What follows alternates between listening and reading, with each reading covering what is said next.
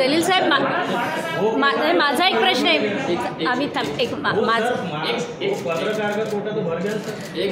माझा एक प्रश्न आहे.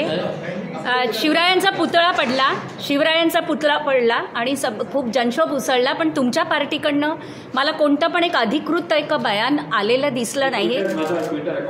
त्याच्यावर शिवरायांच्या पुतळ्याविषयी तर तुमचा पक्षाचा अधिकृत स्टेटमेंट आहे. अच्छा.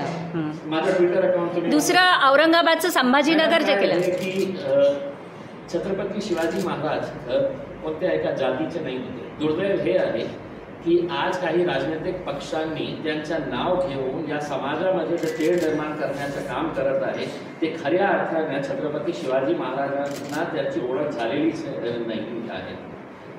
आम्ही त्यांचं नाव घेऊन कधीही राजनीती केलेली नाही आहे आणि जे लोक त्यांचं नाव वापरून जाती धर्मा समाजामध्ये तेढ निर्माण करण्याचं काम करत आहे ते एकदा छत्रपती शिवाजी महाराज कोण होते ते एकदा वाचून बघा. आणि दुसरा छत्रपती संभाजी महाराजांचं जे परिवारातले जे लोक आहेत, कोल्हापूरमध्ये जे घटना घडली होती, छत्रपती संभाजी महाराजांची पुस्तक ते छत्रपतींनी मला दिल्लीमध्ये दिली होती. ती पुस्तक मला की छत्रपती संभाजी महाराज कसे सर्व जाती धर्माच्या लोकांना सोबत घेऊन काम करणारे होते. बहुतेक ते विसरले होते म्हणून ते पुस्तक मी त्यांना परत पाठवली आहे की बाबा मी तर वाचलं, आपण विसरलं. औरंगाबादचं नामांतरण झालं, तुम्ही विरोध केला MIMने ते संभाजीनगर करू नका म्हणून. तुमची काय भूमिका आहे ह्याच्यात? माझी भूमिका स्पष्ट होती, त्याच्यामध्ये काय किंतु परंतु नाही आहे. माझी ओळख त्या शहरामध्ये जन्म झालेला होतं माझं आणि एक शहराची ओळख एका माणसाची जोडलेली असतं. अचानक तुम्ही इतक्या वर्षानंतर तुम्ही सांगणार आहे आणि त्याचा हिस्टॉरिकल काहीतरी एक रेलिव्हन्स असायला पाहिजे.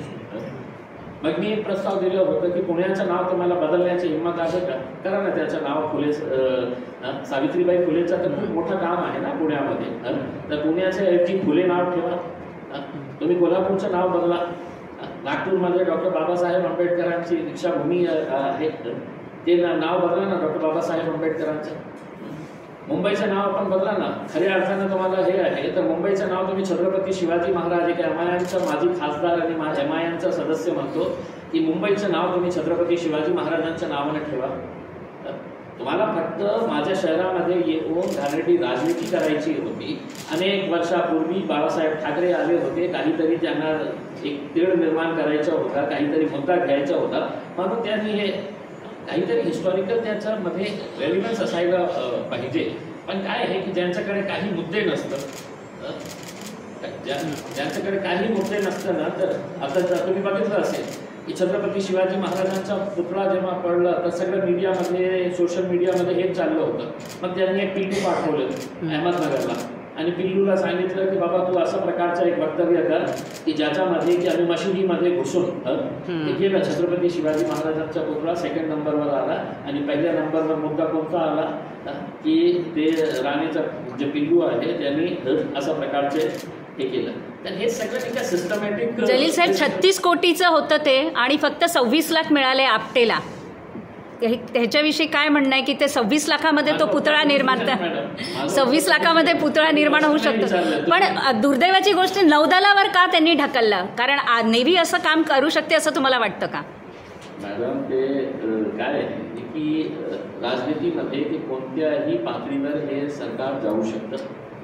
छत्रपती शिवाजी महाराजांच्या पुतळ्याच्या नावाखाली आपण काही 1000 कोटी रुपये आपल्या खिशात जात असेल तर त्यांनी केले तर आपल्याला आश्चर्य वाटत असेल. मला काही आश्चर्य वाटत नाही, कारण त्यांनी अनेक असे उद्योगधंदे केलेले आहेत. यांना काहीही छत्रपती शिवाजी महाराजांचे देणं घेणं नाही आहे. आपल्या खिशात पैसे, हे पैसे येतं कुठे?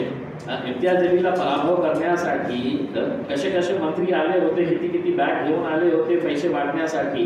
हे पैसे येत कुठे? त्यांनी इथूनच येत आहे ना की छत्रपती शिवाजी महाराजांचा पुतळा किती लाख दिले विचार ते ठेकेदाराला आणि बाकीच्या पैशाचं काय?